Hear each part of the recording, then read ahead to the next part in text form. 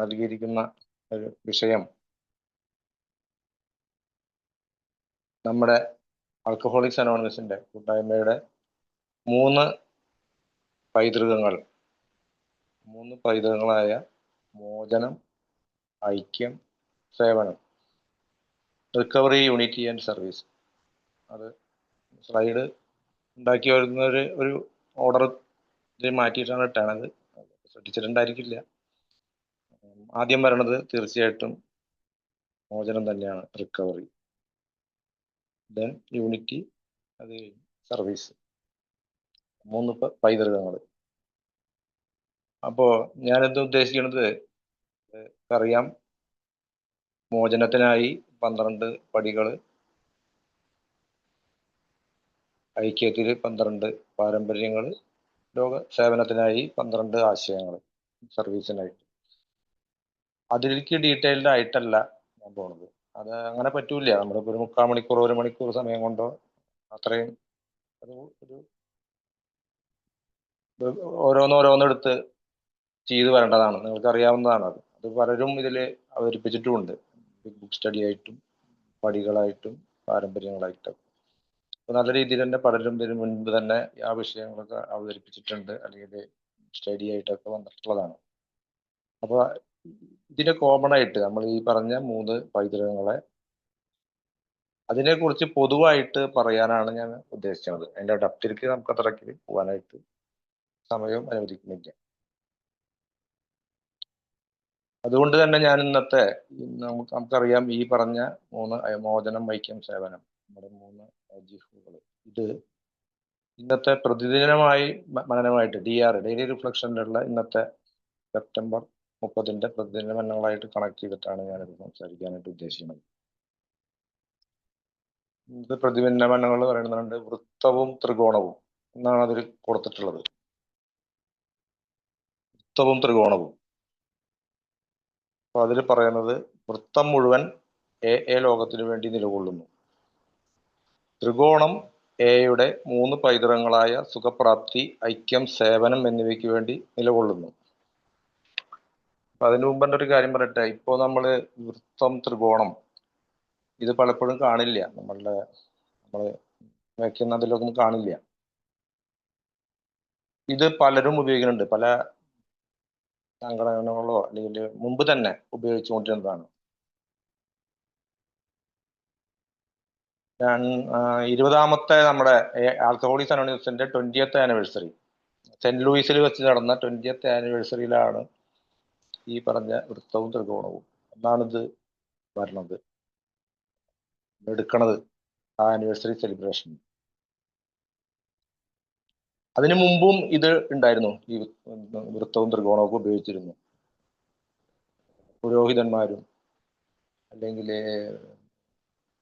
പ്രവാചകര്, അവരൊക്കെ പഴയ കാലത്തത്, പുരാതന കാലത്ത്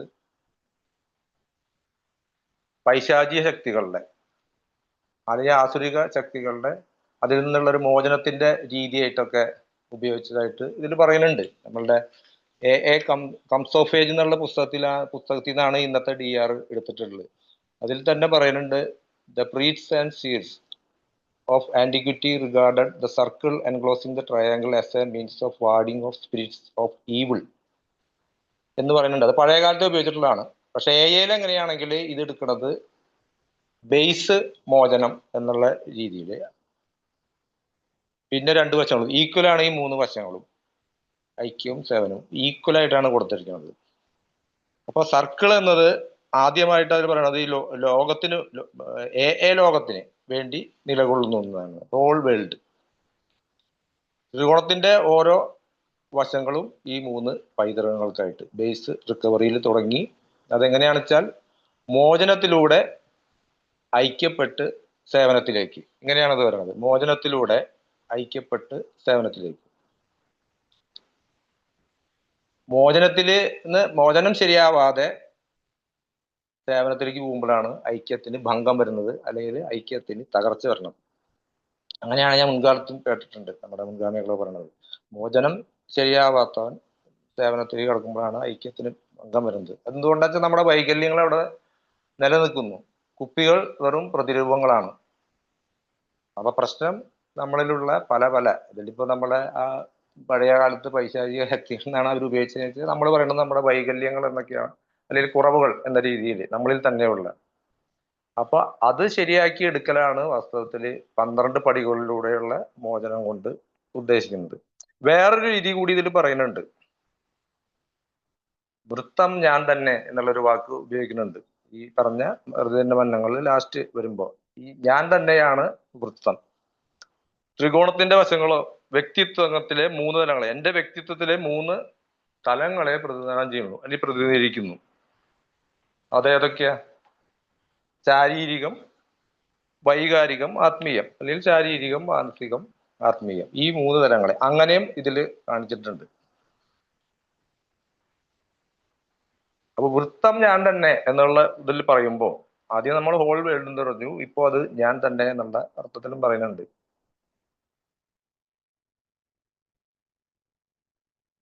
അത് മൂന്നാമത്തെ പടി നമ്മുടെ 12 and 12 നമ്മുടെ ഈ എയുടെ ബിഗ് ബുക്കിൽ എവിടെയും നമ്മുടെ പ്രശാന്ത പ്രാർത്ഥന കാണില്ല. നമ്മൾ ശ്രദ്ധിച്ചിട്ടുണ്ടാവും, പ്രശാന്ത പ്രാർത്ഥന ബിഗ് ബുക്കിൽ എവിടെയും കാണില്ല. ആദ്യമായിട്ട് അത് വരണത് 12 and 12 പ്രശാന്ത പ്രാർത്ഥന. നമ്മളെ മാറ്റുവാൻ പറ്റാത്ത ചിലരുണ്ടല്ലോ. അത് മൂന്നാമത്തെ പടീനെ പറ്റി പറഞ്ഞെടുത്ത് അതിന്റെ അവസാന ഭാഗത്ത്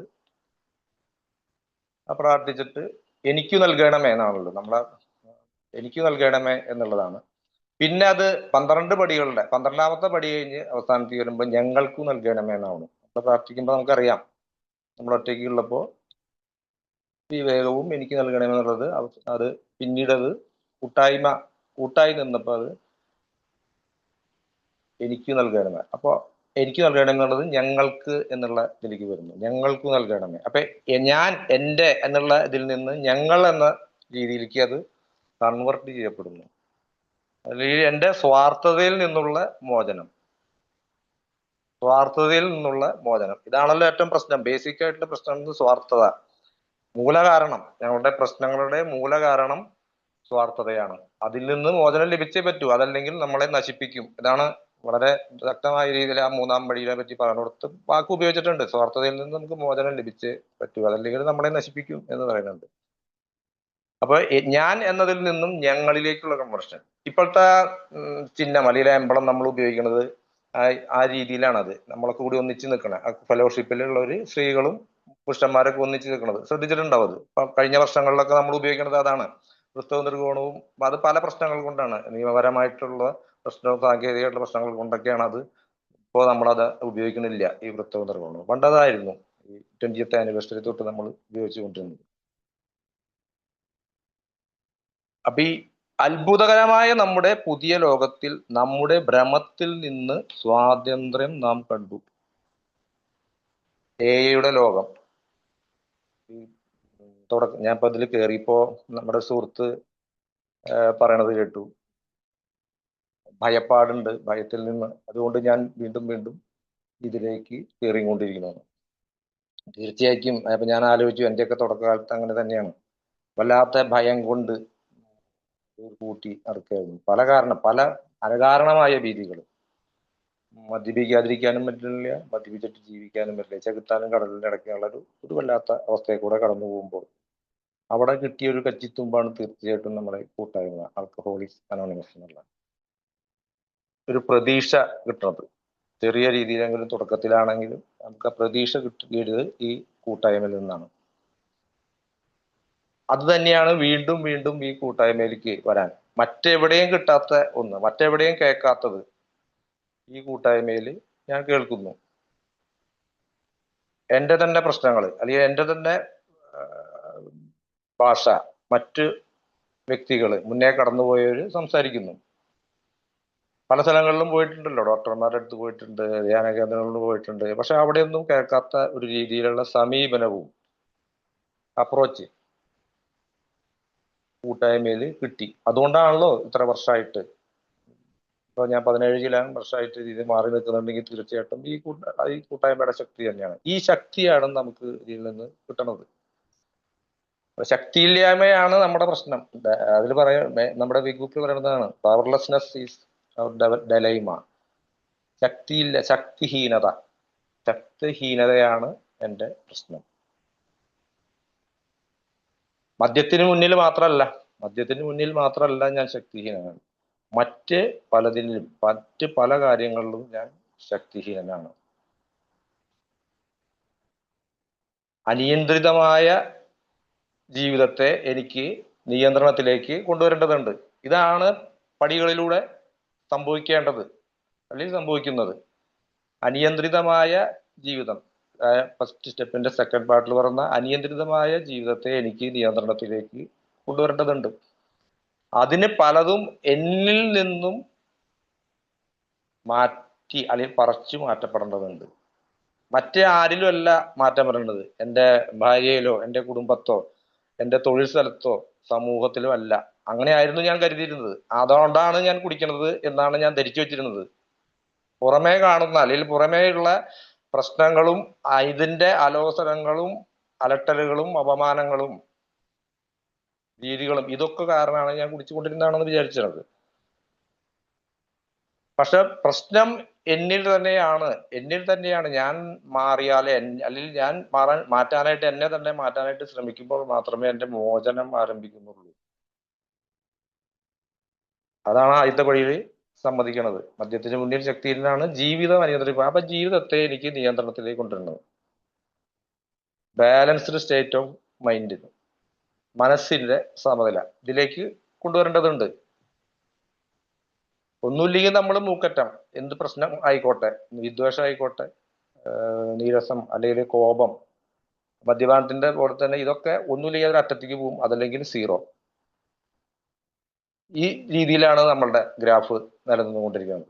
ഇതിന്റെ ഒരു ബാലൻസ്ഡ് സ്റ്റേറ്റിലേക്ക് നമുക്ക് പറ്റണില്ല.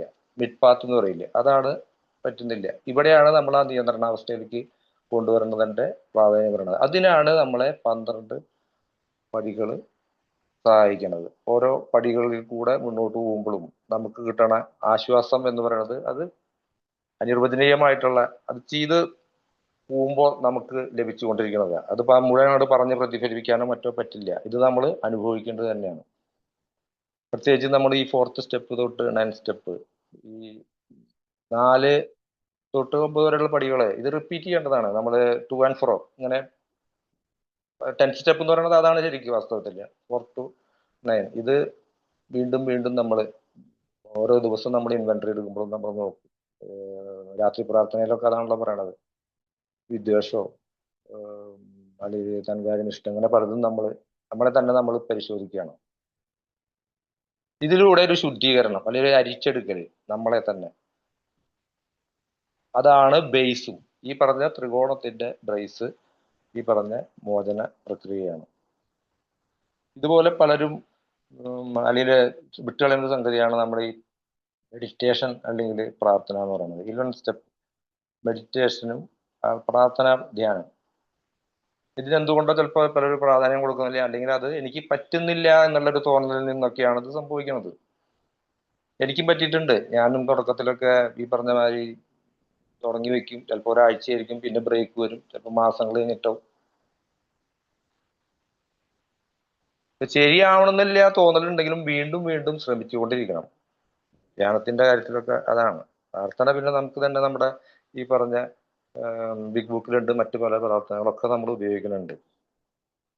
പക്ഷെ ധ്യാനത്തിനിരിക്കുമ്പോൾ പലരും പറഞ്ഞിട്ടിട്ടുണ്ട്, എൻ്റെ അടുത്തും പറഞ്ഞിട്ടുണ്ട്, അല്ലെങ്കിൽ നമ്മൾ ഓരോരുത്തർ ഷെയർ ചെയ്യുമ്പോഴൊക്കെ പറഞ്ഞിട്ടുണ്ട് ഇത് ശരിയാവുന്നില്ല.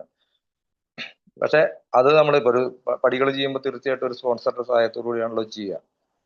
അപ്പൊ അദ്ദേഹത്തിന്റെ ആ ഒരു നിർദ്ദേശവും ഇതൊക്കെ അനുസരിച്ച് നമ്മൾ മനസ്സിലാക്കുന്ന രീതിയിൽ നമുക്ക് കംഫർട്ടായ രീതിയിൽ അത് ചെയ്യാനായിട്ട് ശ്രമിച്ചുകൊണ്ടേയിരിക്കണം. എന്തു കാര്യം അങ്ങനെയാണല്ലോ, നമ്മൾ ശ്രമിച്ച് ഒറ്റയടിക്ക് തന്നെ ശരിയാവില്ല. നമ്മൾ ചെറുപ്പത്തിൽ സൈക്കിൾ ചവിട്ട് പഠിക്കുന്നുണ്ട്, പലവട്ടം വീണിട്ടും കയറിയിട്ടൊക്കെയാണ്. നീന്തൽ പഠിക്കുന്നുണ്ട്, ഒറ്റയടിക്കല്ലാതെ സംഭവിക്കുന്നത്. ഇത് തന്നെയാണ് കുടിയുടെ കാര്യത്തിലും സംഭവിച്ചിട്ടുള്ളത്. എന്നെ സംബന്ധിച്ചൊക്കെ പ്രത്യേകിച്ച് പലവരും ശ്രമിച്ചിട്ട് ആണ് അവസാനം ഇത് ഉള്ളിൽ പറയണത്, എനിക്കിത് പറ്റില്ല, ഞാനിത് ശക്തിഹീനനാണ്, എനിക്കിത് മാറി നിന്നേ പറ്റൂ. മരണം അല്ലെങ്കിൽ ഭ്രാന്തമായ അവസ്ഥ, ഇതിലേക്ക് ഈ 2 വഴിയേ ഉള്ളൂ, വേറൊരു മാർഗമില്ല. അല്ലാതെ മദ്യത്തിനോട് വെറുപ്പോ ഇഷ്ടക്കേട് കൊണ്ടോ നിർത്തിയതല്ല, പറ്റില്ല. ഇത് വെച്ച് ഇനി മദ്യപിച്ച് മുന്നോട്ട് പോകാനായിട്ട് എനിക്ക് പറ്റില്ല. ഈ പരാജയം സംഭവിക്കലാണ്, എന്നാലേ എനിക്ക് മുന്നോട്ട് പോകാൻ പറ്റുള്ളൂ. ഞാനൊക്കെ ഇവിടെ മക്കളോടൊക്കെ പറയുമ്പോ പറയും ഈ ശ്രമത്തിനെ പറ്റി പറയുമ്പോഴേ ഇത് അതിന്റെ ബേസാണ്. നമ്മുടെ ആഗ്രഹം ഉണ്ടാവണം തീർച്ചയായിട്ടും. എയുടെ നമ്മുടെ പറയുന്നുണ്ട് മൂന്നാമത്തെ പാരമ്പര്യത്തിൽ പറയുന്നുണ്ട്, മദ്യപാനം നിർത്തണം എന്ന ആഗ്രഹം മാത്രമാണ് എയിൽ ചേരാനുള്ള ഒരു യോഗ്യതയാണ്. അത് ആഗ്രഹമാണ്, ആഗ്രഹം. പിന്നെ നമ്മൾ ആ ശ്രമം തുടർന്നുകൊണ്ടിരിക്കും. ഒറ്റ ഇതിൽ നമുക്ക് ശ്രമത്തിൽ വിജയിച്ചില്ലെങ്കിലും പലവരും പക്ഷെ ഇത് സംഭവിച്ചിരിക്കും ആഗ്രഹത്തിന്റെ ഒപ്പം ശ്രമം കൂടി ഉണ്ടെങ്കിൽ. അപ്പൊ ഞാൻ പറഞ്ഞത് നേരത്തെ മക്കളോട് ഞാൻ പറഞ്ഞ പോലെ ഒരു ഉദാഹരണം എപ്പോഴും ഞാൻ പറയാറുണ്ട്. ഈ എവറസ്റ്റിന്റെ മുകളിൽ എത്തിയിട്ടുള്ള ടെൻസിങ്, നമുക്കറിയാം ടെൻസിങ്ങും ഹിലാരിയൊക്കെ 26 പ്രാവശ്യം ശ്രമിച്ചിട്ടും കഴിഞ്ഞില്ല. അവര് ആ പരാജയപ്പെട്ടു എന്നുള്ള വാക്ക് അവിടെ ഉപയോഗിക്കുന്നില്ല. അതാണ് ശ്രദ്ധിക്കേണ്ടത്. പരാജയം എന്നുള്ള വാക്കില്ല അതിൽ. ശ്രമിച്ചു. 27ാമത്തെ പ്രാവശ്യമാണ് ആ കൊടുമുടിയുടെ മുകളിൽ എത്തണത് വർഷങ്ങൾക്ക് മുമ്പ്. നമ്മളൊക്കെ സ്കൂളിൽ പഠിക്കുമ്പോൾ പഠിച്ചിട്ടുണ്ട് ടെൻസിങ് ഹിലാരി എന്ന് പറഞ്ഞത്. 27ാമത്തെ പ്രാവശ്യം. അപ്പൊ 26 പ്രാവശ്യം അവർ ശ്രമിച്ചിട്ടും നടന്നില്ല. പക്ഷെ വീണ്ടും അവര് ശ്രമിക്കുന്നു. പരാജയം എന്നോ കീഴടക്കലോ എന്നുള്ള വാക്ക് അവരത് പറയാറില്ല. ഇത് തന്നെയാണ് നമ്മൾ ശ്രമിച്ചു കൊണ്ടിരിക്കുമ്പോൾ ഇത് സംഭവിക്കുന്നു. ഈ മെഡിറ്റേഷന്റെ കാര്യത്തിലും അങ്ങനെ തന്നെയാണ്. ഞാൻ പറഞ്ഞില്ലേ തുടക്കകാലത്തൊന്നും ശരിയായില്ല, പക്ഷെ ഇപ്പോ വർഷങ്ങളായിട്ട് അതൊരു ദിനചര്യ പോലെയായി മാറി. അത് നമ്മൾ ചെയ്യാതിരിക്കുമ്പോഴാണ്, 1-2 ദിവസം ചെയ്യാതിരിക്കുമ്പോഴൊക്കെയാണ് അതൊരു ബുദ്ധിമുട്ടായിട്ട് തോന്നുന്നത്. അത് ദിനചര്യയായി മാറി. അത് അങ്ങനെ ശരിയായി വരികയാണ് ചെയ്യണം. 10 ദിവസം കൊണ്ട് ശരിയായി നമുക്ക് കിട്ടുന്നതല്ല. അതിപ്പോ ഇപ്പൊ നേരത്തെ പറഞ്ഞ നമ്മുടെ മദ്യത്തിന്റെ കാര്യത്തിൽ പറഞ്ഞു, മറ്റു ഓരോ കാര്യങ്ങളും അങ്ങനെയാണ്. ശ്രമം വളരെ പ്രധാനപ്പെട്ട സംഗതിയാണ്. അതിൽ പിൻവാങ്ങാതിരിക്കുക എന്നുള്ളതാണ്. പിന്നോട്ട് പോവാതെ നമ്മൾ മുന്നോട്ട് തന്നെ. പുരോഗതിയാണല്ലോ നമ്മൾ ഒരു ദൈനംദിന പുരോഗതി, അതിലേക്കാണ് ശ്രദ്ധ വെക്കേണ്ടത്. ദൈനംദിന പുരോഗതി എല്ലാ ദിവസവും ഒരുപോലെയല്ല നമ്മൾക്ക് വരിക. ചില ദിവസം നല്ല രീതിയിൽ തോന്നും, ചില ദിവസം നമുക്കൊരു ഡള്ളായിട്ട് തോന്നും. പക്ഷെ ഇതിനൊക്കെ മറികടന്നു പോവാനായിട്ട്, ഫൈറ്റ് ചെയ്യാനല്ല, ഇതിനൊക്കെ മറികടന്നു പോവാനായിട്ട് നമ്മൾക്ക് ഈ പറഞ്ഞ 12 പടികള്, 12 പാരമ്പര്യങ്ങള്, സേവന ഘടകം, ഈ പറഞ്ഞ മൂന്നാമത്തെ പൈതൃകം, ഇത് നമ്മളെ വളരെയധികം സഹായിക്കും.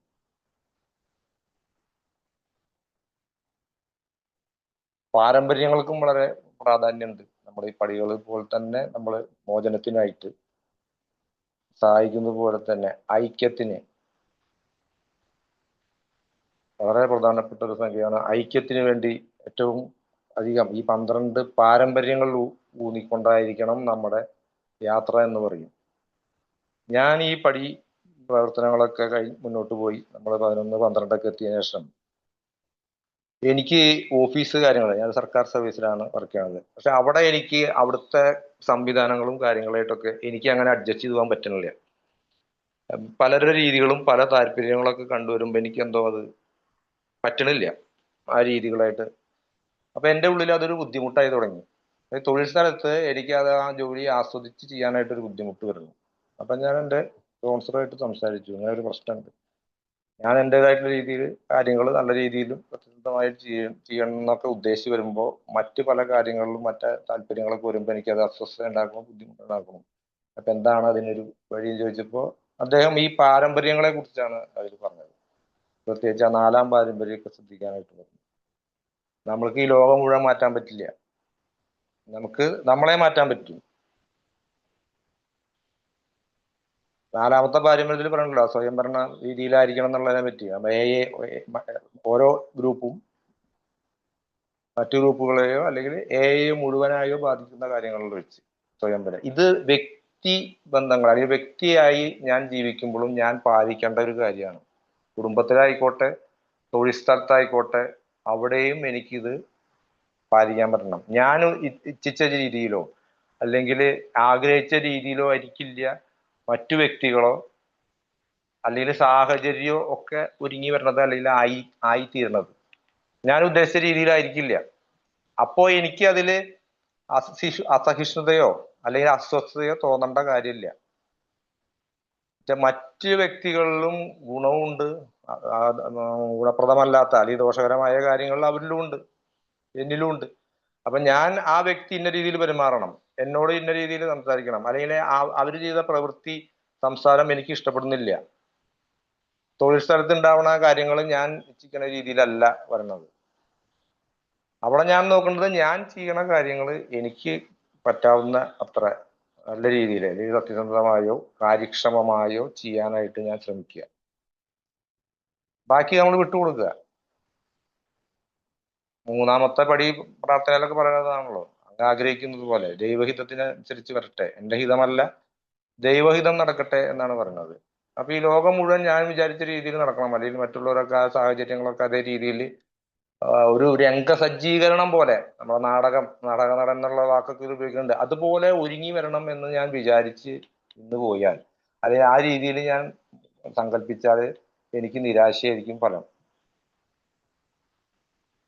അവിടെയാണ് ഗോഡ്സ് വിൽ, നമ്മൾ ദൈവഹിതത്തിനായിട്ട് വിട്ടുകൊടുത്ത് ജീവിക്കേണ്ടതിന്റെ ആവശ്യം പറയുന്നത്. ചിലപ്പോൾ വളരെ ദുഃഖകരമായ കാര്യങ്ങൾ ജീവിതത്തിൽ സംഭവിക്കും, സങ്കടം ഉണ്ടാക്കുന്നത്, നിരാശ ഉണ്ടാക്കുന്നത്.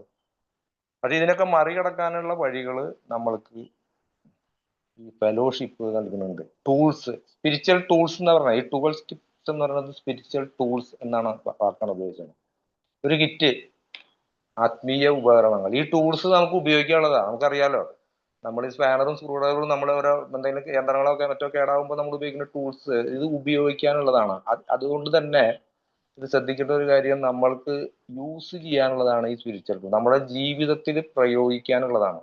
അതുകൊണ്ട് പ്രവൃത്തിക്ക് വളരെ പ്രാധാന്യമുണ്ട്. പ്രവർത്തനത്തിന് വളരെ, faith without action is dead, പ്രവർത്തനം കൂടാതെയുള്ള വിശ്വാസം മൃതമാണ് എന്നുള്ള വാക്ക് പറയുന്നത് ഇതിനെ കൂടി ബേസ് ചെയ്തിട്ടാണ്. ഇത് അപ്ലൈ ചെയ്യേണ്ടത് നമ്മൾ അതാത് സമയങ്ങളിൽ നമ്മളിൽ തന്നെയാണ് കൂടുതൽ അപ്ലൈ ചെയ്യേണ്ടി വരിക. ഭിന്നതയുള്ളിടത്ത് ഐക്യത്തിന്റെ വാഹനമാകട്ടെ, ഇല്ലേ? വിദ്വേഷമുള്ളിടത്ത് സ്നേഹവാഹനാകട്ടെ. 11 സ്റ്റെപ്പ് പ്രാർത്ഥനയിൽ പറയുന്നതാണ് നമ്മുടെ വിശുദ്ധ ഫ്രാൻസിസ് അസീസിയുടെ പ്രാർത്ഥന എന്നറിയപ്പെടുന്ന 11 സ്റ്റെപ്പ് പ്രാർത്ഥനയിൽ. ഇതെങ്ങനെയാണ് ഈ കൺവർഷൻ നടക്കുന്നത്? ഇതിപ്പോ ചെല്ലുമ്പോൾ നമുക്ക് തന്നെ ചെല്ലി പോവാം. പക്ഷെ ഈ കൺവർഷൻ നടക്കുന്നത് നമ്മളുടെ ഈ 12 സ്റ്റെപ്പ് പ്രാക്ടീസിലൂടെയാണ്, അല്ലെങ്കിൽ 12 പടി പ്രവർത്തനങ്ങളിലൂടെയാണ്. ഒരു എ ഗ്രൂപ്പിന്റെ പർപ്പസ് തന്നെ പറയുന്നുണ്ട്, ഡബ്ല്യൂയുടെ വാക്കുകൾ തന്നെ, ലാംഗ്വേജ് ഓഫ് ഹാർട്ട് എന്നുള്ള ബുക്കിൽ വരുന്നതാണ്. നിങ്ങൾ കണ്ടിട്ടുണ്ടാവും, അയച്ചിട്ടുണ്ടായിരിക്കാം. Sobriety, freedom from alcohol by teaching and practising 12 step is sole purpose of an A group എന്നാണ് പറഞ്ഞത്. എ ഗ്രൂപ്പിന്റെ ഒരേ ഒരു പർപ്പസ് എന്ന് പറഞ്ഞിട്ട് ടീച്ചിങ് ആൻഡ് പ്രാക്ടീസിങ് 12 സ്റ്റെപ്പ്, പരിശീലിക്കുകയും മറ്റുള്ളവർക്ക് പറഞ്ഞു കൊടുക്കുകയും, മറ്റുള്ളവർക്ക് കടന്നു വരുന്നവർക്ക് പറഞ്ഞു കൊടുക്കുകയും ഒപ്പം സ്വയം പരിശീലിക്കും. അവിടെയാണല്ലോ ഈ 12-ാം പടിയിലുള്ള എൻ്റെ ജീവിതത്തിന്റെ എല്ലാ വ്യവഹാരങ്ങളിലും എല്ലാ ഭാഗങ്ങളിലും ഞാൻ പ്രാവർത്തികമാക്കാൻ ശ്രമിക്കുന്നു. ഇത് പലയിടത്തും വരെ ഒരു വിഷമകരമായിട്ടുള്ള ഒരു സംഗതി എന്താ വെച്ചാൽ, വർഷങ്ങളായവരും പലപ്പോൾ പറഞ്ഞു കേട്ടിട്ടുണ്ട്, ഞാനും കേട്ടിട്ടുള്ളതാണ്. അതിൽ പെട്ടുപോകരുതെന്ന് പറയാണ്ട് എനിക്കൊരു വിഹിതമായ അഭ്യർത്ഥന ഉള്ളതാണ്. പടികളും വേണ്ട, പാരമ്പര്യങ്ങളും വേണ്ട, ബിഗ് ബുക്കും വേണ്ട എന്നൊക്കെ പറഞ്ഞു കേൾക്കാം. അതാ വർഷങ്ങളല്ല ഈ മനസ്സിലാക്കേണ്ടത്, എത്ര വർഷമായി എന്നുള്ളതല്ല സുബോധത്തിന്റെ അടിസ്ഥാനം. എങ്ങനെ നമ്മൾ ഈ പ്രോഗ്രാം സ്വാംശീകരിച്ചു, അല്ലെങ്കിൽ നമ്മുടെ ഉള്ളിലേക്ക് ഇത് ആ സത്ത ഉള്ളിലേക്ക് എത്രമാത്രം വന്നു എന്നുള്ളതാണ്. അത് ചിലപ്പോൾ 1-2 വർഷം കഴിഞ്ഞ ആൾക്കാർക്ക് വന്നത്ര, ചിലപ്പോൾ ഒരു 10-20 വർഷമായ ആൾക്ക് ഉണ്ടാവില്ല. അത് അവരുടെ അവർക്ക് അത് വിട്ടുകൊടുക്കുക മാത്രം. അത് ആരുടെ അതിനൊരു കാര്യം പറയുന്നുണ്ട്. നമ്മള് പൊതുവെ ബിഗ് ബുക്കില് പാപം എന്നൊരു വാക്ക് നമ്മൾ കാണില്ല അധികം. പാപം എന്ന വാക്ക് നമുക്ക് ഇഷ്ടപ്പെട്ട ഒരു വാക്കുമല്ല അത്. അത് 12 and 12 ഒക്കെ 7 മാരക പാപങ്ങൾ എന്നൊക്കെ പറഞ്ഞിട്ട്, അഹങ്കാരം, അത്യാഗ്രഹം, കാമം, ഇങ്ങനെ കണ്ടിട്ടുണ്ടാവും 7. പക്ഷെ അവിടെയൊക്കെ ബിഗ് ബുക്കിലടക്കം പറയുന്നുണ്ട്, അത് നിങ്ങൾക്ക് ആ വാക്ക് ഉപയോഗി ഇഷ്ടപ്പെടുകയാണെങ്കിൽ മാത്രം പറഞ്ഞാൽ മതി, അതല്ലെങ്കിൽ നമ്മളുടെ കുറവുകളുടെ അല്ലെങ്കിൽ വൈകല്യങ്ങളുടെ, ഈ വാക്കാണ് അവിടെ ഉപയോഗിച്ചാണത്. നോക്കിയറിയാം, ആ വാക്കാണ് ഉപയോഗിച്ചാണത്. പക്ഷെ ഒരു സ്ഥലത്ത് ബിഗ് ബുക്കില് അവസാനത്തെ ചാപ്റ്ററിൽ കാണാം, യിൽ 2 പാപങ്ങളുണ്ട് എന്ന് പറഞ്ഞ വാക്ക് കാണാം. യിൽ അല്ലെങ്കിൽ 2 പാപങ്ങളേ ഉള്ളൂ എന്ന് പറഞ്ഞിട്ട്. അതെന്താണ്? ഒന്ന്, മറ്റുള്ളവരുടെ വളർച്ചയെ തടസ്സപ്പെടുത്തുക. 2, അവനവന്റെ വളർച്ചയെ തടസ്സപ്പെടുത്തുക. നവംബർ 22 DR നോക്കി അറിയാം. പ്രതിദിന മന്നങ്ങളിൽ നവംബർ 22 പ്രതിദിനങ്ങൾ കൊടുത്തിട്ടുണ്ട്. 2 പാപങ്ങളേ ഉള്ളൂ. മറ്റുള്ളവരുടെ വളർച്ച തടസ്സപ്പെടുത്തുക. നമ്പർ 1 പാപം 1. നീ അതിന് പോകണ്ട, ഇതിന് പോകണ്ട, പടികൾ ചെയ്യണ്ട, പാരമ്പര്യവും വേണ്ട, വിഭൂക്കും വേണ്ട, ഒന്നും വേണ്ട. ഞാനും ഇത് ചെയ്യണില്ല. അവനവന്റെ വളർച്ചയും തടസ്സപ്പെടുത്തുന്നു. 2ാമത്തെ പാപം. സ്വയം ചെയ്യണില്ല, മറ്റുള്ളവരെ കടന്നു വരുന്നവർക്ക് തടസ്സമായും ഭവിക്കുന്നു. 2 പാവങ്ങളേ ഉള്ളൂ. ഇത് വളരെ ശ്രദ്ധിക്കേണ്ട ഒരു കാര്യമാണ്. AIB ബുക്കിൽ ഊന്നൽ കൊടുത്ത് പറഞ്ഞ ഒരു കാര്യമാണത്. അപ്പോ ഇത് സ്വയം പ്രാക്ടീസ് ചെയ്യാനും മറ്റുള്ള ഇതാണ് message. AS 12 step carrying the message is the basic service that our fellowship gives. ഇതിൽ പറഞ്ഞിട്ടുള്ളതാണ് നമ്മുടെ ഈ AA comes of age.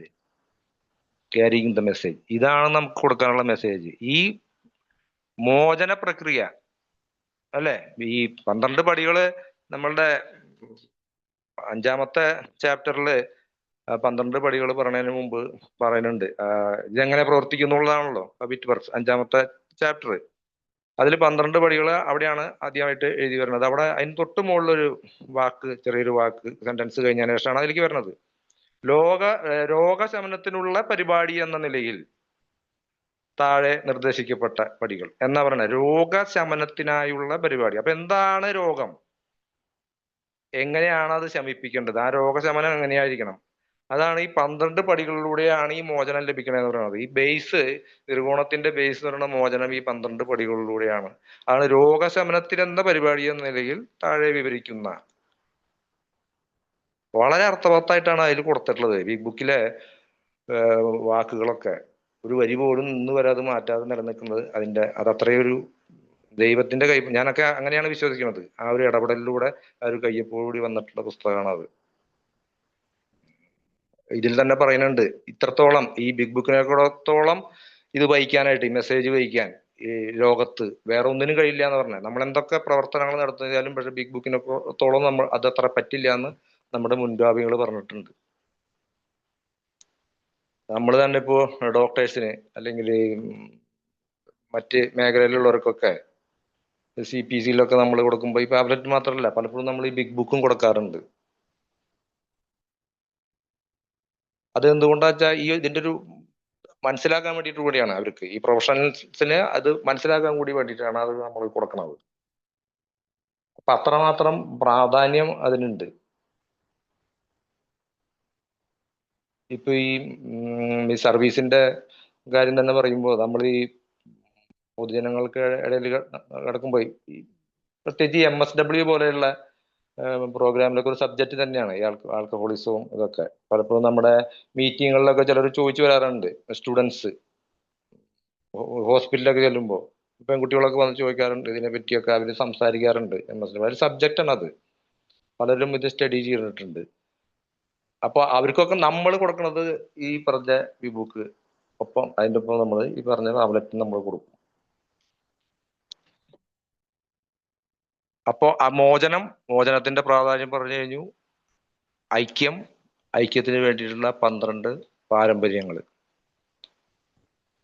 12 പാരമ്പര്യങ്ങൾ, പടികള് വാസ്തവത്തിൽ 1935 നമ്മുടെ ഫെലോഷിപ്പ് രൂപീകൃതമായി. മധ്യസക്തരാല് 4 വർഷം കൊണ്ടാണ് ഈ പറഞ്ഞ ഈ ബിഗ് ബുക്ക് 1939 ബിഗ് ബുക്ക് വരണത്, എഴുതപ്പെടുന്നത്. 100ഓളം 100 റിക്കവേർഡ് ആൽക്കഹോളിക്സ് എന്ന് പറഞ്ഞിട്ടാണ് അതിലെ ആമുഖത്തിൽ തന്നെ അവിടെ പറഞ്ഞത്. തുടക്കത്തില് അന്ന് 100ഓളം പേരാണ് ഈ മദ്യത്തിൽ നിന്ന് മാറി നിന്ന്. ഈ ബിഗ് ബുക്കിന്റെ UW ഡോക്ടർ ബോബ് അടക്കം 100ഓളം പേരാണ് ഇതിന്റെ അന്ന് ഈ ബിഗ് ബുക്ക് ഇറക്കുമ്പോൾ ഉണ്ടായിരുന്നത്. പക്ഷെ പിന്നെയും ഒരു 35 തൊട്ട് അവിടുന്ന് ഒരു 12 വർഷം കൂടി കഴിഞ്ഞിട്ടാണ് ഈ പാരമ്പര്യങ്ങൾ വരണത്. പാരമ്പര്യങ്ങൾ വരുന്നത് പിന്നെയും ഒരു 12 വർഷം പിടിച്ചു. അതിനൊരു വാക്ക് തന്നെ അവര് പറയുന്നുണ്ട് നമ്മുടെ മുൻപാമിൽ, തീച്ചൂളയിൽ നിന്ന് ഉരുത്തിരിഞ്ഞു വന്ന, അങ്ങനെ ഒരു വാക്കാണ് ഉദ്ദേശിച്ചത്. അനുഭവങ്ങളുടെ തീച്ചൂള എന്നാ പറയുന്നത്. അനുഭവങ്ങളുടെ തീച്ചൂളയുടെ ഇപ്പൊ എത്രമാത്രം ബുദ്ധിമുട്ട് ഈ പാരമ്പര്യങ്ങള് എന്താ വെച്ചാൽ ഈ അഭിപ്രായത്തിലുള്ള വ്യത്യാസങ്ങൾ അന്നും നമ്മളെ ഈ പറഞ്ഞ മാതിരി നമ്മുടെ മുൻഗാമികള് ഓരോ കാര്യങ്ങളെ ഈ ബിഗ് ബുക്കിന്റെ ഇറക്കുമ്പോൾ തന്നെ ഉണ്ടായിരുന്നു അതിൽ അഭിപ്രായ വ്യത്യാസം. ബിഗ് ബുക്ക് ഇറക്കുമ്പോൾ അത് വേണോ വേണ്ടേ എന്നുള്ളതിനെ സംബന്ധിച്ചൊക്കെ ഉണ്ടായിരുന്നു. അത് നമ്മുടെ അനോണിമിറ്റിനെ ബാധിക്കില്ലേ, അങ്ങനെയല്ല അങ്ങനെയല്ല. പക്ഷെ അവിടെയും ഈ പറഞ്ഞ നമ്മുടെ മനസ്സാക്ഷിയുടെ ശബ്ദം അവിടെ അത് വന്നു. അത് ദൈവത്തിന്റെ ഇടപെടലിലൂടെ ഇത് സംഭവിച്ചു. ഇതേപോലെ തന്നെയാണ് ഈ അനുഭവത്തിന്റെ തിരിച്ചുപോഴുകൂടെ മീറ്റിങ്ങുകൾ നടക്കുന്നു, ഗ്രൂപ്പുകൾ വരുന്നു, പുതുതായി ഗ്രൂപ്പുകൾ വരുന്നു, മറ്റു രാജ്യങ്ങളിലേക്ക് ഇത് സ്പ്രെഡ് ചെയ്യുന്നു. ആൽക്കഹോളിക്സ് അനോണിമസിന്റെ സന്ദേശം എത്തിക്കാനായിട്ട് ഇത്ര സമയവും പണത്തിന്റെയൊക്കെ വളരെ ദൗർലഭ്യമുള്ള ഒരു സമയമാണ് ആലോചിക്കുന്നത്. വളത്തിന്റെയൊക്കെ അതിൽ പറയുന്നുണ്ട് ഈ കംസർവേദിലൊക്കെ അത്രയും ബുദ്ധിമുട്ടൊക്കെ അനുഭവിക്കണു. ഇന്നത്തെ പോലെയുള്ള ഈ മൊബൈലുകളോ അല്ലെങ്കിൽ സോഷ്യൽ മീഡിയാസോ യാതൊന്നുമില്ല. ടെലിഫോൺ തന്നെ അപൂർവമായിട്ടുള്ള സമയത്ത് USA എന്ന് മറ്റ് ഓരോ രാജ്യങ്ങളിലേക്ക് എത്തിപ്പെടാൻ എത്രമാത്രം ഒരു കഷ്ടപ്പെട്ടുണ്ടോ, ബുദ്ധിമുട്ടുണ്ടോ. അപ്പൊ നമ്മളൊക്കെ ഇപ്പൊ ചെയ്യണത് വെച്ച് നോക്കുമ്പോൾ എത്രമാത്രം അവരുടെ ആ കഷ്ടപ്പാടിന്റെ വില ഈ കിട്ടിയ സുബോധത്തിന് കാണിക്കുന്ന കൃതജ്ഞത അല്ലെങ്കിൽ നന്ദി എത്രമാത്രം അവരതിനു വേണ്ടിയിട്ട് സ്പ്രെഡ് ചെയ്യാൻ വേണ്ടി കാണിച്ചു. ഇപ്പൊ നമ്മൾ ഇവിടെ ഇരിക്കുന്നുണ്ടെങ്കിൽ 150 പരം രാജ്യങ്ങളിൽ അതിലൊന്നായ ഇന്ത്യയിൽ, നമ്മൾ ഈ കേരളത്തിൽ ഇവിടെ സുബോധവാനായിട്ടിരിക്കുന്നുണ്ടെങ്കിൽ അത് അന്ന് അവർ തുടങ്ങി വെച്ചതിന്റെ കണ്ണികളാണ് നമ്മളൊക്കെ. ഇത് നിലയ്ക്കരുത്. ഈ കണ്ണി മുറിയാതെ കൊണ്ടുപോകാനുള്ള ഒരു ഉത്തരവാദിത്വം കൂടി നമുക്കുണ്ട്. അതാണുള്ളതാവും നമ്മുടെ ഉത്തരവാദിത്ത പ്രതിജ്ഞയൊക്കെ നമ്മൾ ചെല്ലുമ്പോൾ എന്റെ ഉത്തരവാദിത്തമാണെന്ന് പറയുമ്പോൾ അത് ഏത് രീതിയിലായിക്കോട്ടെ, എവിടെ ആയിക്കോട്ടെ, ഏത് സ്ഥലത്തായിക്കോട്ടെ, ഏത് സമയമായിക്കോട്ടെ, അതിന് ഞാൻ ബാധ്യസ്ഥനാണ്, അല്ലെങ്കിൽ ഉത്തരവാദിത്തപ്പെട്ടവനാണ്. സന്ദേശം, അയാൾ സന്ദേശവാഹകനായിരിക്കണം. അത് അങ്ങനെ തന്നെ ആയിരിക്കണം. ഈ ബിഗ് ബുക്കിൽ തന്നെ ഈ പറഞ്ഞ വരുന്നൊരു വാക്കാണത്. വിശ്വാസം മാത്രം പോരാ. വിശ്വാസം മാത്രം പോരാ. അപ്പൊ വിശ്വാസത്തിന്റെ കൂടെ എന്താ വേണ്ടതെന്നുള്ള ഇത് വരുന്നുണ്ട്. വിശ്വാസത്തിന്റെ കൂടെ നിസ്വാർത്ഥതയും സ്വയം പരിത്യാഗവും സർഗാത്മകമായ പ്രവൃത്തികളും ഒന്നിച്ചു പോകണം എന്നാണ് പറഞ്ഞത്. വിശ്വാസത്തിന്റെ ഒപ്പം തന്നെ നേരത്തെ ഞാൻ പറഞ്ഞു faith without action is dead. പ്രവർത്തനം കൂടാതെയുള്ള വിശ്വാസം പ്രധാനമാണെന്ന്. അതേപോലെ തന്നെ വേറൊരു സ്ഥലത്ത് പറയുന്നുണ്ട് വിശ്വാസം മാത്രം പോരാ, അതിന്റെ ഒപ്പം എന്തൊക്കെ വേണം? നിസ്വാർത്ഥതയും സ്വയം പരിത്യാഗവും സർഗാത്മകമായ പ്രവൃത്തികളും ഒന്നിച്ച് കൊണ്ടുപോകാനായിട്ട് പറ്റണം എന്ന് പറയുന്നുണ്ട്. അപ്പൊ അതെന്താണ് അത്? അതിനെ കുറിച്ചാണ് ഈ ഒന്നുകൂടി അതിന്റെ വിശദീകരിച്ച് പറയാം. വിശ്വാസം വേണം തീർച്ചയായിട്ടും. നമ്മുടെ സെക്കൻഡ് സ്റ്റെപ്പില് എന്നേക്കാൾ ഒരു വലിയ ശക്തി അതെന്താണെന്നൊക്കെ ഏതാണെന്നൊക്കെ നമ്മുടെ തന്നെ ധാരണയിലുള്ളത്. ഇങ്ങനെ പല ഇതിലും ബിഗ് ബുക്കിന്റെ 4ാമത്തെ ചാപ്റ്ററിൽ അത് ഒന്നും കൂടിയും അതിനെപ്പറ്റി വിശ്വസിച്ച് ആ നിരീശ്വരവാദികളായി എന്ന ചാപ്റ്ററിൽ പറയുന്നുണ്ട്. കെയിം ടു ബിലീവ്, എങ്ങനെയാണ് വിശ്വാസത്തിലേക്ക്. നിരീശ്വരവാദികളായിരിക്കാം, വിശ്വാസം നഷ്ടപ്പെട്ടവരായിരിക്കാം, എങ്ങനെയുള്ളവരായിരുന്നാലും നിരീശ്വരവാദികളാണെങ്കിലും നമുക്ക് മുന്നോട്ട് പോകാൻ പറ്റും എന്നുള്ളത്. അപ്പൊ അതിന്റെ ഡെപ്തിലേക്ക് ഞാൻ പോകുന്നില്ല. അപ്പൊ വിശ്വാസത്തിലേക്ക്, കെയിം ടു ബിലീവ്, വിശ്വാസത്തിലേക്ക് നമ്മൾ എത്തിപ്പെടുന്നു. എന്തെങ്കിലും രീതിയിലുള്ള ഒരു വിശ്വാസത്തിലേക്ക് എത്തിപ്പെടുന്നു. ഒപ്പം അത് മാത്രം പോരാ, നിസ്വാർത്ഥതയും. നിസ്വാർത്ഥത എങ്ങനെയാ വരണേ? നേരത്തെ പറഞ്ഞു, സ്വാർത്ഥതയിൽ നിന്നുള്ള മോചനം. സ്വാർത്ഥതയാണ് നമ്മുടെ മൂലപ്രശ്നം. അവിടുന്ന് മോചനം എങ്ങനെയാ? അതാണ് 12 സ്റ്റെപ്പ്, 12 പടി പ്രവർത്തനം. മോചനത്തിനായിട്ടുള്ള 12 പടികൾ. 12 പടികളിലൂടെ ആ 12 പടികൾ പരിശീലിച്ച് നമ്മൾ മുന്നോട്ട് പോകുമ്പോൾ സ്വാർത്ഥതയിൽ നിന്നുള്ള മോചനം, അതായത് നിസ്വാർത്ഥത 12 പടികളിലൂടെ. സ്വയം പരിത്യാഗം അടുത്തു വരുന്നത്. സ്വയം പരിത്യാഗം, അവിടെയാണ് ഈ 12 പാരമ്പര്യങ്ങൾ അവിടെയാണ് വരുന്നത്. സ്വയം പരിത്യാഗം. ഞാൻ തന്നെ ഈ മറ്റുള്ളവർക്ക് വേണ്ടി, ഈ ലോകത്തിനായി, നമ്മുടെ ഇതിൽ പറയുന്ന വാക്ക് ദൈവത്തിനും നമ്മുടെ സഹജീവികൾക്കും വേണ്ടി, അങ്ങനെയാണ് ആ ഒരു വാക്ക് ഉപയോഗിക്കുന്നത്. ഈശ്വരന് എന്റെ സഹജീവികൾക്കും. അതിനാണ് എൻ്റെ ഇനിയുള്ള എന്റെ ജീവിതം. ഇതെന്നെ എനിക്ക് തന്ന സമ്മാനമാണ്. ഈശ്വരൻ തന്ന സമ്മാനമാണ്. ഈ കുടിയിൽ നിന്നും മാറി സുബോധാവസ്ഥയിലേക്കുള്ള ജീവിതം എന്ന് പറയുന്നത് ദൈവം തന്ന എനിക്ക് സമാധാനമാണ്. അല്ലെങ്കിൽ ഞാൻ മണ്ണടിഞ്ഞു പോയേനെ, വർഷങ്ങൾക്ക് മുമ്പേ ഏതെങ്കിലും രീതിയിലൊക്കെ പോയേനെ, അവസാനിച്ചേനെ. അത്രയും രൂക്ഷമായ അവസ്ഥയിലായിരുന്നു എൻ്റെ അവസാന കാലത്തേക്ക് മദ്യപാനം. ഏത് സമയത്തും കഴിക്കണ, ഇന്ന സമയം എന്നൊന്നുമില്ല. രാത്രിയാണോ പകലാണോ ഒന്നുമില്ല. അർദ്ധരാത്രി കിട്ടിയാലും വെളിച്ചാകുമ്പോ 5 മണിക്കൊക്കെ മദ്യത്തിന് വേണ്ടിയിട്ടാണ് പരക്കം പായണത്. വീട്ടിലുള്ള സ്റ്റോക്ക് കഴിഞ്ഞിട്ടുണ്ടെങ്കിൽ പിന്നെ ഓടുന്നത് പുറമെ എവിടെ കിട്ടും? പുലർച്ചയായിട്ടില്ല, ആൾക്കാർ ഇറങ്ങി തുടങ്ങിയിട്ടില്ല. പക്ഷെ ഞാൻ എൻ്റെ ഒരു പെട്രോൾ തീരാറായിട്ടുള്ള ടൂ വീലറിൽ പെട്രോൾ തീരാറായിട്ടെന്ന് പറഞ്ഞാൽ പെട്രോൾ അടിക്കാനായിട്ട് കാച്ചില്ല കയ്യില്. 10 രൂപയ്ക്കൊക്കെ 20 രൂപയ്ക്കൊക്കെയാണ് അന്ന് അന്ന് പെട്രോളിന്റെ വില എനിക്ക് തോന്നുന്നത് ഒരു 30-40 രൂപയ്ക്കാണ് എന്റെ ഓർമ്മ ശരിയാണെങ്കിൽ. അപ്പൊ 10 രൂപയ്ക്കൊക്കെയാണ് എണ്ണ അടിക്കുക. അവരോട് നുണ പറയും പെട്രോൾ ടാങ്കിന് ഓട്ടയാണ് അതുകൊണ്ടാണ് 10 രൂപയ്ക്ക് അടിക്കുന്നത്. വാസ്തവം അതല്ല. എന്റെ കയ്യിൽ അത്രേ ഉള്ളൂ. ബാക്കി പൈസ വേണം വെച്ചിട്ട് വേണം എനിക്ക് മദ്യത്തിനുള്ള കണ്ടെത്താൻ. ആ ഇരുട്ടത്താണെന്ന് ഈ കള്ള് ഷാപ്പോ ബാറോ അന്വേഷിച്ചിട്ടുള്ള ഓട്ടം. അപ്പൊ കള്ള് ഷാപ്പിൽ കയറി വരുമ്പോ അവര് പരിഹാസ രൂപേണ ഈ കുപ്പിയും ഗ്ലാസ്സൊക്കെ കഴുകി വെക്കുന്നുണ്ടാവും പിറ്റേ ദിവസത്തെ ഒരുക്കത്തിന് വേണ്ടി അവര്. അപ്പൊ ആ വാക്ക് എന്റെ ഉള്ളിൽ ഇപ്പോഴും മുഴങ്ങണതാണത്. ഞാനത് പല ഷെയറിങ്ങിലും പറഞ്ഞിട്ടുണ്ട്. എന്റെ അടുത്ത് ആ അവിടെ കാലത്ത് തന്നെ കുപ്പി കഴിയുന്ന ആൾ പറഞ്ഞു, ചേട്ടാ അത് ചായക്കടയല്ല 5 മണിക്ക് വിതരണം ചെയ്യാൻ, ഇത് കള്ള് ഷാപ്പാന്ന് പറഞ്ഞു. പക്ഷെ എന്റെ ഉള്ളിലുള്ള ആ ഒരു അത്രയും കഠിനമായ ആ ഒരു ആഗ്രഹം അല്ലെങ്കിൽ ആ ഒരു ആസക്തി നിൽക്കുന്നത് ചായക്കല്ല, ചായ കുടിക്കാനല്ല. എനിക്ക് പുലർച്ചെ 5 മണിക്ക് എന്റെ ഉള്ളിൽ മദ്യപിക്കാൻ ഏത് രൂപത്തിലായിക്കോട്ടെ, ആൽക്കഹോള്, അത് കള്ളായിക്കോട്ടെ, ബ്രാൻഡി ആയിക്കോട്ടെ, വേറെ ഏത് രൂപത്തിലായാലും ആ ദ്രാവകം കിട്ടിയാൽ എനിക്ക് ഉള്ളിലേക്ക് സ്പിരിറ്റായിക്കോട്ടെ, മുറിവുണക്കാൻ വെച്ച സ്പിരിറ്റ് ആയിക്കോട്ടെ, അതാ രൂപത്തില് നമ്മളൊരു സിനിമയിലൊക്കെ കണ്ടിട്ടുണ്ട്. അതായാലും അകത്താക്കാനുള്ള അത്രയും അദമ്യമായ ആഗ്രഹം. അപ്പോ ആ ഒരു അവസ്ഥയിൽ നിന്ന് ഞാൻ ഇന്ന് ആ മദ്യത്തിന്റെ യാതൊരുവിധ ഡിപ്പെൻഡൻസി ഇല്ലാതെ ജീവിച്ചിരിക്കുന്നുണ്ടെങ്കിൽ അത് ദൈവം തന്നൊരു ദാനാണ് എനിക്ക്, എന്റെ ഈ ശിഷ്ട ജീവിതം എന്ന് പറയുന്നത്. അപ്പൊ അതിനൊരു തിരിച്ചു നൽകല്, ഈ സ്വയം പരിത്യാഗം, എന്നെ തന്നെ ത്യജിക്കുന്നു. ദൈവത്തിനും എന്റെ സഹജീവികൾക്കും വേണ്ടി ഞാൻ എന്നെ തന്നെ ത്യജിക്കുന്നു ആ സേവനത്തിനായി. അടുത്തത് സ്വയം പരിത്യാഗം കഴിഞ്ഞ പിന്നെ സർഗാത്മകമായ പ്രവർത്തനങ്ങൾ. എയുടെ 12 ആശയങ്ങൾ എന്ന് പറയുന്നത് 12 കൺസെപ്റ്റ് ലോക സേവനത്തിനായി.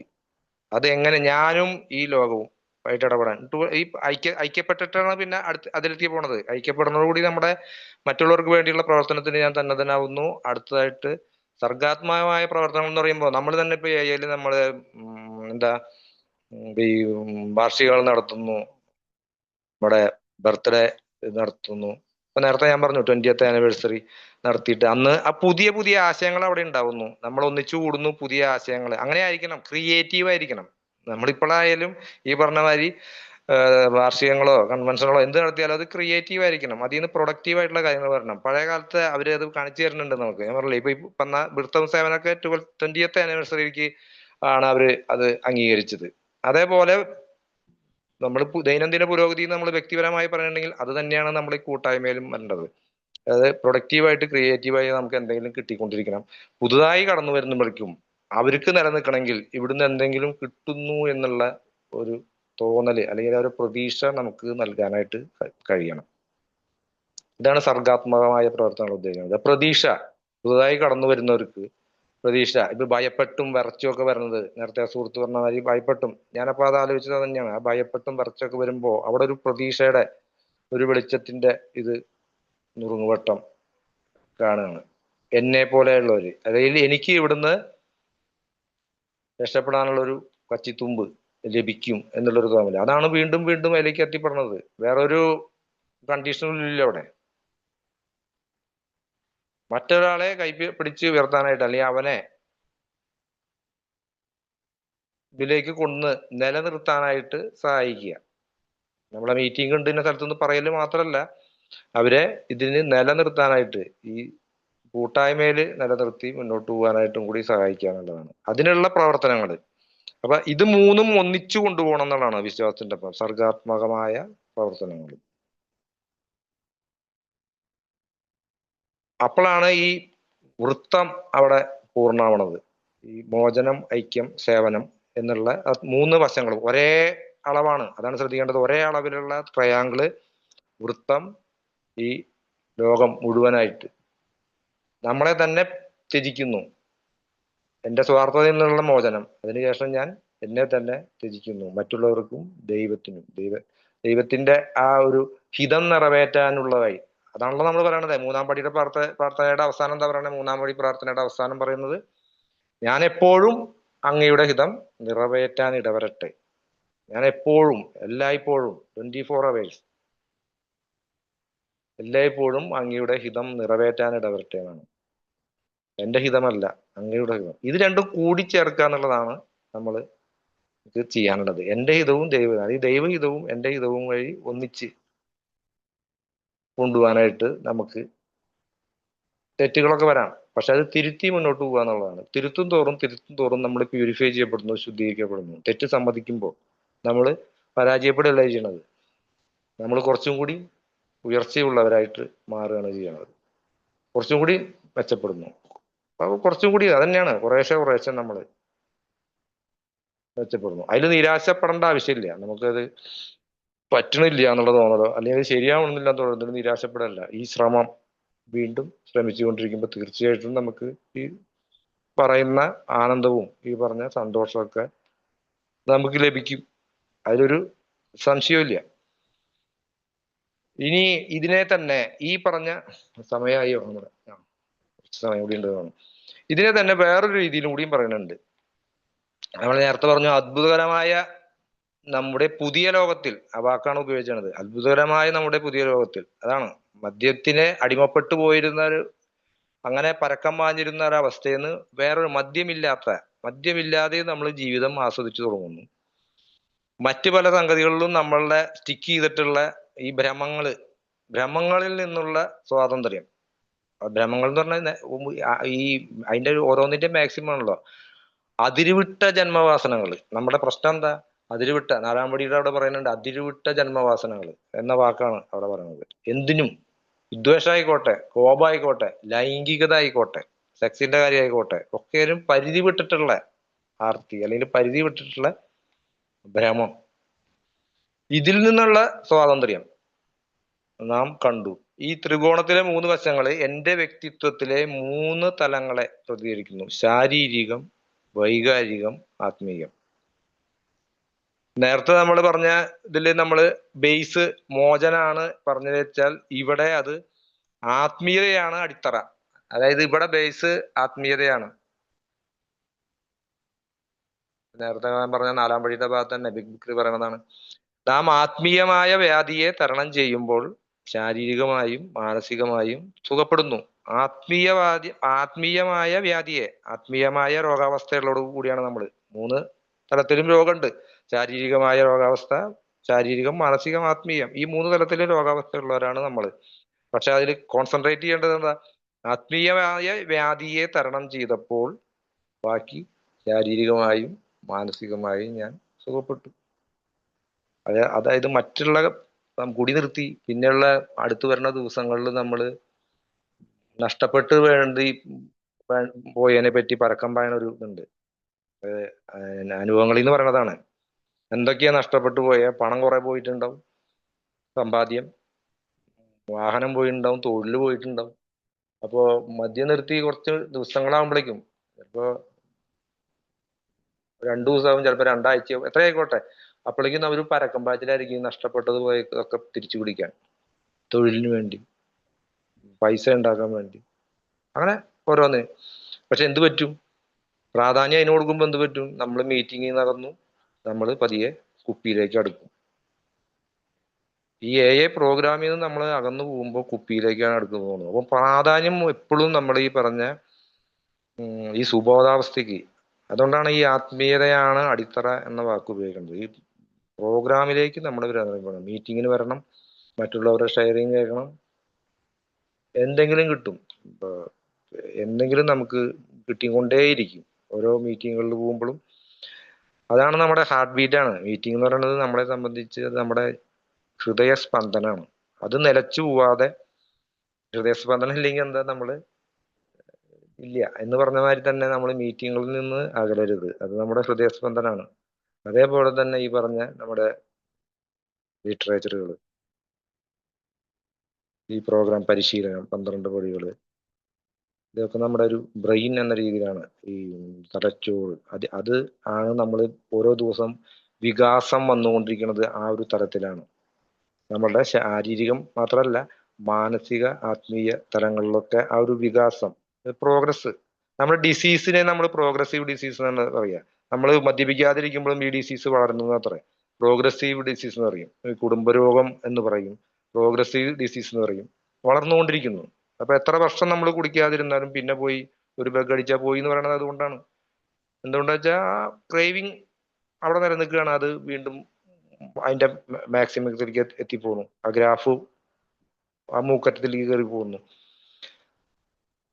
അപ്പോൾ നമ്മൾ ഈ പ്രോഗ്രാമിലുള്ളപ്പോ എന്തായിരിക്കണം, നമ്മൾ ഈ പറഞ്ഞ എന്തിനാണ് നമ്മുടെ പ്രോഗ്രസ് നമ്മളെ വരേണ്ടത്, നമ്മുടെ ഈ വ്യക്തിത്വത്തിൽ തന്നെ നമ്മളെ തന്നെ വരുന്ന മാറ്റത്തിന്, നമ്മളിൽ വരുത്തുന്ന മാറ്റത്തിന് പോരായ്മകളെ നമ്മൾ ഒഴിവാക്കാൻ വേണ്ടി ശ്രമിച്ചുകൊണ്ടേയിരിക്കണം.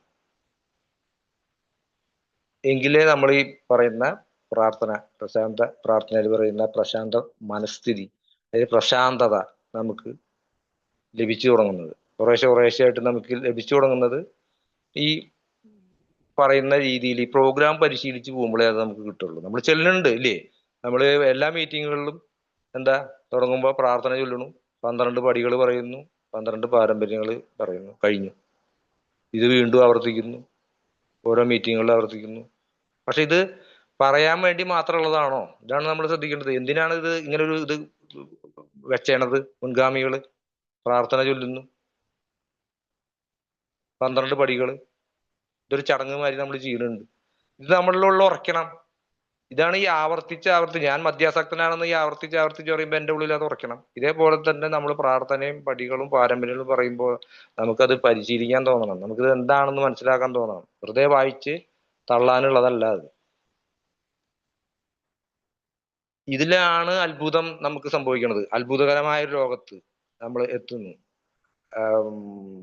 ഫോർത്ത് സ്റ്റേറ്റ് ഓഫ് എക്സിസ്റ്റൻസ് എന്നൊക്കെ പറയുന്ന ആ രീതിയിലേക്ക് നമുക്ക്, അല്ലെങ്കിൽ ആറാമത്തെ ഇന്ദ്രിയം എന്തോ ആയിക്കോട്ടെ, നമുക്ക് അത് ലഭിക്കില്ല എന്നുള്ളതല്ല. പക്ഷെ നമുക്ക് അതിന് വേണ്ടി ശ്രമിച്ചുകൊണ്ടിരിക്കാം. പൂർണ്ണതയിലേക്ക് പാടില്ല എന്നൊന്നും എവിടെയും പറഞ്ഞിട്ടില്ല. പൂർണ്ണതയിലേക്ക് കണ്ണുകൾ ഉയർത്തണം തന്നെയാണ് പറഞ്ഞത്.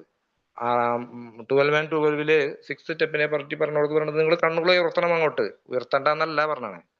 അതിനുവേണ്ടി ശ്രമിച്ചുകൊണ്ടിരിക്കുക. ആ ശ്രമമാണ് പ്രധാനം, എത്തുവത്തില്ല എന്നുള്ളതല്ല. ഈ പ്രശാന്തതയുടെ പ്രാർത്ഥന, നമ്മൾ പറയുന്ന പ്രശാന്തത, അടുത്ത് നമുക്ക് ധൈര്യം, പിന്നെ വിവേകം. ഈ പ്രശാന്ത പ്രാർത്ഥന ഞാൻ നേരത്തെ പറഞ്ഞു, അത് 12 ആ ഗ്രന്ഥത്തിലാണ് വരണമെന്ന് പറഞ്ഞു. ഞാൻ എന്നതിൽ നിന്ന് ഞങ്ങളിലേക്കുള്ള കൺവർഷൻ. വാസ്തവത്തിൽ ഈ പ്രാർത്ഥന നമ്മളല്ല, ഇതിനു മുമ്പ് 1800-കളിലോ മറ്റോ പലരും ഉപയോഗിക്കുന്നുണ്ട്. അത് ഒരു നീൽ ബോർ, അതിന്റെ പേര് അങ്ങനെയാണെന്ന് എന്റെ ഒരു ഓർമ്മ ശരിയാണെങ്കിലാണ്. നീൽ ബോർ എന്ന് പറഞ്ഞ ഒരു ക്രിസ്ത്യൻ ഫിലോസഫർ, അദ്ദേഹമാണ് ഒരു മിഷണറി പ്രവർത്തന, അദ്ദേഹമാണ് ഈ പ്രാർത്ഥന എഴുതിയത് 1800-കളിൽ. നീൽ ബോർ എന്ന് പറഞ്ഞിട്ടുള്ള 1800-കളിൽ. അതിനുശേഷം പലരും ഇത് ഉപയോഗിച്ചിട്ടുണ്ട്, പ്രശാന്ത പ്രാർത്ഥന. പിന്നീടാണ് നമ്മുടെ ഏരിയയിലേക്ക് അത് ഒരു അംഗം കാണുകയും, എങ്ങനെയോ ഒരു യാദൃശ്ചികമായ ഒരു പത്രത്തില് ഒരു ചരമ പേജില് അമ്മയുടെ മരണത്തില് മക്കള് കൊടുത്തിട്ടുള്ള വാചകത്തില് ഈ ഒരു പ്രാർത്ഥന ഉണ്ടായിരുന്നു. അത് കണ്ടിട്ട് അദ്ദേഹം ഇത് കൊണ്ടുവരികയും അത് അന്ന് അത് കൂട്ടായ്മ ചർച്ച ചെയ്ത് നമ്മുടെ പ്രശാന്ത പ്രാർത്ഥനയായിട്ട് നമ്മൾ അത് സ്വീകരിക്കുകയാണ് ഉണ്ടായിരുന്നത്. മറ്റു പലയിടത്തും ഇത് ഉപയോഗിക്കുന്നുണ്ട്, നമുക്ക് കാണാതെ. ചിലപ്പോൾ ചില ഹോസ്പിറ്റലിലൊക്കെ ചിലപ്പോൾ അത് എഴുതി വെച്ചാൽ കാണാം. പക്ഷെ വളരെ അർത്ഥവത്തായ, അത്രയും കാമ്പുള്ള ഒരു പ്രാർത്ഥനയാണത്. അപ്പൊ ഇങ്ങനെയാണ് ഇത് രൂപപ്പെടുത്തി നമ്മുടെ മുൻഗാമികൾ വെച്ചിട്ടുള്ളത്. ഇത് ശരിക്കും ഒരു റിക്കവറി, ആ ഒരു രോഗശമനം, നമ്മളിലുള്ള ആ ഓരോന്നും തീവ്രമായി നിൽക്കുന്ന അതിരുവിട്ട ജന്മവാസനകള്, ഈ അതിരുവിട്ട് കിടക്കുന്നതിനെ നിയന്ത്രണത്തിലേക്ക് കൊണ്ടുവരിക, അതിന് ശമനത്തിലേക്ക് കൊണ്ടുവരിക. ഈ രോഗശമനം എന്ന് പറയുന്നത് ഈ രോഗം നമ്മളിൽ തന്നെ നിലനിൽക്കുന്നു, നമ്മുടെ ഉള്ളിലാണ്, പുറത്തല്ല. ഇതിനെ നമ്മൾ തന്നെ പ്രയത്നിച്ചുകൊണ്ട് ഇതിന് ശമനം അല്ലെങ്കിൽ കുറവ് വരുത്തണം. തീർച്ചയായിട്ടും നമ്മൾ ശ്രമിക്കുമ്പോൾ ദൈവസഹായം നമുക്ക് ലഭിക്കും. ഇത് നമുക്ക് അറിയാൻ പറ്റും, നമുക്ക് ആ സഹായം ലഭിച്ചുകൊണ്ടിരിക്കും, ഒരു സംശയമില്ല അതില്. എങ്ങനെയാണ് ഇത് വ്യത്യാസം വരണതെന്നുള്ളതൊക്കെ നമ്മൾക്ക് തന്നെ ഇത് അത്ഭുതം തോന്നും. എന്താ വെച്ചാൽ നമ്മൾ ശ്രമിക്കുമ്പോൾ, നമ്മള് ഒരു ചൊല്ലുണ്ടല്ലോ, ഒരടി ദൈവത്തിലേക്ക് വെക്കുമ്പോൾ അദ്ദേഹം അവിടുന്ന് ഒരു 10 അടി വെക്കുന്നുള്ളൊരു വാക്കൊക്കെ കേട്ടിട്ടുണ്ടാവും. അതേപോലെ നമ്മൾ ശ്രമിച്ചാൽ ഈ മദ്യത്തിൽ നിന്ന് മാറി നിൽക്കാനായിട്ട് നമ്മൾ ശ്രമിച്ചുകൊണ്ടേയിരിക്കുന്നു. അത് സംഭവിക്കുന്നു. അതിൽ മുന്നോട്ട് പോകുന്നു. ഒപ്പം എന്നിട്ടും എന്താ നമുക്കൊരു സ്വസ്ഥത കിട്ടുന്നില്ല. മദ്യപാനം നിർത്തിയിട്ട് എനിക്ക് എന്തോ ഒരു സുഖം കിട്ടുന്നില്ല, സ്വസ്ഥതകളില്ല. പലരും പറഞ്ഞു കേൾക്കാം, ഡ്രൈ ഡ്രങ്ക് സ്റ്റേജ്, കുടിക്കാത്ത കുടിയൻ അല്ലെങ്കിൽ വരണ്ട കുടിയൻ. എന്റെ പ്രശ്നങ്ങളൊന്നും സോൾവ് ആവുന്നില്ല. പ്രശ്നങ്ങൾ എന്താ സോൾവ് ആവാത്തത്? പ്രശ്നങ്ങൾ എന്റെ ഉള്ളിലാണ്. അത് സോൾവ് ആക്കാനായിട്ട് ഞാൻ ശ്രമിക്കണം. പുറമേ അല്ല എന്റെ പ്രശ്നങ്ങൾ. ഇത് ഞാനും തന്നെ ശ്രമിക്കണം. ഞാൻ ശ്രമിച്ചാൽ എനിക്ക് തീർച്ചയായിട്ടും ദൈവസഹായം കിട്ടും. അതിന് ഞാൻ ഏതറ്റം വരെ പോവാനും തയ്യാറാവണം. അതല്ലേ, സുബോധാവസ്ഥയ്ക്ക് വേണ്ടി ഏതറ്റം വരെ പോവാനും ഞാൻ തയ്യാറാവണം. അപ്പോഴാണ് നമ്മുടെ മുൻഗാമികൾ പറഞ്ഞ വെച്ച മാതിരി, ഞങ്ങളുടെ പാത പിന്തുടരുന്നവൻ പരാജയപ്പെടുക വളരെ വിരളമാണ്. ആ പാതയാണ് നമുക്ക് ഈ കാണിച്ചു തരുന്നത്. ഈ മോചനം, ഐക്യനം, സേവനം, ഇതിലൂടെ ഇതാണ് ആ പാത. ഞങ്ങളുടെ പാത എന്ന് പറയുന്നത് മോചനത്തിലൂടെ ഐക്യപ്പെട്ട് സേവനത്തിലേക്ക്. അതിനാദ്യം ബേസ് മോചനം നമ്മൾ ശരിയാക്കണം. മോചനം ശരിയാകാനായിട്ട് 12 പടി പരിശീലിക്കണം. ദെൻ അവിടുന്ന് നേരെ സേവനത്തിലേക്ക് അല്ല ചാടേണ്ടത്, നേരെ ഐക്യത്തിലേക്ക് പോകണം. ഐക്യം പരിശീലിക്കുക, 12 പാരമ്പര്യങ്ങൾ. അവിടുന്ന് നമ്മൾ സേവനത്തിലേക്ക് കടക്കുന്നു. അപ്പൊ അതിനൊരു ക്ലാരിറ്റി ഉണ്ടാവും. ആ സർവീസ് മറ്റുള്ളവന് കൊടുക്കണേല് ഈ മെസ്സേജ് ക്യാരി ചെയ്ത മെസ്സേജ് എന്ന് പറഞ്ഞാൽ സന്ദേശവാഹകനായിരിക്കണം ഞാൻ കൊടുക്കുന്ന സന്ദേശം അത് പരമാവധി മറ്റുള്ളവർക്ക് കൊടുക്കുന്നത് ശുദ്ധി ഉണ്ടാവാനായിട്ട് ഞാൻ ശ്രമിക്കണം. എന്നിലില്ലാത്ത ഒന്ന് മറ്റുള്ളവന് കൊടുക്കാനായിട്ട് പറ്റില്ല, അല്ലെ? നിങ്ങളിലില്ലാത്ത ഒന്ന് നിങ്ങൾക്ക് മറ്റുള്ളവർക്ക് കൊടുക്കാൻ പറ്റില്ല. എന്നിൽ എന്താ ഉള്ളത്? എന്നിൽ അശുദ്ധിയാണെങ്കിൽ, അല്ലെങ്കിൽ എന്റെ കയ്യിൽ പണം ഉണ്ടെങ്കിലല്ലേ, എനിക്ക് 10 രൂപ ഉണ്ടെങ്കിലല്ലേ വേറെ ആൾ കൊടുക്കാൻ പറ്റുള്ളൂ. എന്റെ പോക്കറ്റിൽ ഒന്നും എനിക്ക് കൊടുക്കാൻ പറ്റില്ല. അതുപോലെ എന്നിൽ എന്താണോ ഉള്ളത്, ഞാൻ ഉള്ളിൽ ദുഷിച്ചതാണ് എന്റെ ഉള്ളിൽ കിടക്കണ വെച്ചാ, അസൂയാണ്, കുരുട്ടാണ്, പരദൂഷണാണ് എന്റെ ഉള്ളിൽ കിടക്കണ വെച്ചാ, ഇതായിരിക്കും ഞാൻ മറ്റൊരുത്തിന് കൊടുക്കുന്നത്. ഇതായിരിക്കും മറ്റൊരുത്തൻ കാണുന്നത്. പുതുതായി കടന്നവര് വരണവര് നിൽക്കണമെങ്കിൽ ഇവിടെ ആ സൗരഭ്യം ഉണ്ടാവണം. ഇവിടെ ആ ഒരു ശുദ്ധി അവർക്ക് ഫീൽ ചെയ്യണം. അപ്പൊ ആ കൊടുക്കുന്നത്, ആ സന്ദേശം നമ്മൾ പരമാവധി ആ ഒരു ശുദ്ധിയോട് കൂടി നമുക്ക് കൊടുക്കാൻ പറ്റണം. അതിന് നമ്മൾ സ്വയം പരിശീലിക്കണം. ഇപ്പൊ അധ്യാപകർക്ക്, നമ്മൾ സ്കൂളിൽ പഠിക്കുന്ന അധ്യാപകർക്ക് എന്താ, ബി.എഡ് വേണം അല്ലെങ്കിൽ മറ്റേത് വേണം എന്നൊക്കെ പറഞ്ഞിട്ട് ഓരോ ക്വാളിഫിക്കേഷൻ വെച്ചെന്ന് വെച്ചാൽ അവരത് പഠിച്ചു വന്നവരായിരിക്കണം, എങ്കിലേ കുട്ടികളെ പഠിപ്പിക്കാൻ യോഗ്യരാവണം എന്നുള്ളതാണ്. അതാ ഓരോ ഇതിനും ഉണ്ടല്ലോ അതുപോലെ. പക്ഷെ ഇവിടെ അങ്ങനെ നമുക്ക് സർട്ടിഫിക്കറ്റോ കാര്യങ്ങളൊന്നും ഇല്ല. സ്വയം നമ്മൾ പരിശീലിക്കുകയാണ് ചെയ്യണത്. സ്വയം നമ്മൾ പരിശീലിച്ച് നമ്മളത് മറ്റുള്ളവർക്ക് ആ ഒരു ശുദ്ധിയിൽ നമുക്ക് കൊടുക്കാനായിട്ട് പറ്റണം. അപ്പൊ നമ്മളാ സന്ദേശം നമുക്കും ഒരു എന്താ പറയാ, ഒരു സാർത്ഥകമായി എന്റെ ആ പ്രവൃത്തി അല്ലെ എന്റെ ആ ജീവിതം സാർത്ഥകമായി എന്ന് നമുക്ക് തോന്നുന്നത്. ഇതാണ് അപ്പോ ഈ പറഞ്ഞ പാത, നമ്മുടെ മോചനത്തിലൂടെ ഐക്യപ്പെട്ട് സേവനത്തിലേക്ക്. അപ്പൊ ആ സേവനത്തിന് നമ്മൾ കൊടുക്കുന്ന ക്യാരി ദ മെസ്സേജ്, അത് ആ ബേസിക് സർവീസ്, ഫെലോഷിപ്പിന്റെ നമ്മൾ കൊടുക്കുന്ന ബേസിക് സർവീസ് എന്ന് പറയുന്നത്, it is our principal aim and the main reason for our existence. നമ്മുടെ നിലനിൽപ്പിന്റെ അടിസ്ഥാനം അതാണ്. ഈ 12ാമത്തെ പടി, നമ്മുടെ പ്രവർത്തനം മറ്റുള്ളവർക്ക് സേവനം അല്ലെങ്കിൽ മറ്റുള്ളവർക്ക് സന്ദേശം കൊടുക്കുക എന്നുള്ളത് നമ്മുടെ നിലനിൽപ്പിന് തന്നെ അടിസ്ഥാനം അതാണ്. പിന്നെ പറയണു, ഇതൊരു സെറ്റ് ഓഫ് പ്രിൻസിപ്പിൾ അല്ല. Alcoholics is more than a set of principle. അതിനേക്കാൾ ഉപരിയാണ് ഒരു പ്രിൻസിപ്പിളിന്റെ, അല്ലെങ്കിൽ എ എന്ന് പറയുന്നത് അത് മാത്രമല്ല, റിക്കവേർഡ് ആൽക്കഹോളിക്സ് ഇൻ ആക്ഷൻ എന്ന് പറയുന്നത്. ഇതിൽ നിന്ന് മോചനം ലഭിച്ച ആൽക്കഹോളിക്സിന്റെ പ്രവർത്തനം ഇതാണ് മാജിക് എന്ന് പറയുന്നു. Action is the magic. വാക്കുകളൊക്കെ അതിസുന്ദരാണ് അവർ പ്രയോഗിച്ചിട്ടുള്ളത്. നമ്മുടെ മുൻഗാമികളുടെ വാക്കുകൾ അതിസുന്ദരമായിട്ടാണ് അത് പ്രയോജനം. മാജിക്, എന്താ മാജിക്? നമുക്ക് ഇതിന് മോചനത്തിനുള്ള മാജിക് എന്ന് പറയുന്നത് പ്രവർത്തനം തന്നെ. നമുക്കത് പ്രവർത്തിച്ചുകൊണ്ടിരിക്കണം. നമ്മളെ ഈ ആൽക്കഹോളിസത്തിനെ വേറൊരു രൂപത്തിൽ പറയും, ഏകാന്തതയുടെ രോഗം കൂടി പറയും, ലോൺലെസ്. നമ്മൾ കേട്ടിട്ടുണ്ടാവും ഹാൾട്ട് എന്നൊക്കെ പറഞ്ഞിട്ട്. അതിലൊന്നാണ് ഈ പറഞ്ഞ ലോൺലെസ്, ഏകാന്തതയുടെ യോഗം. പലപ്പോഴും അങ്ങനെ ആയിരിക്കും നമ്മൾ മദ്യപാനത്തിന്റെ അവസാന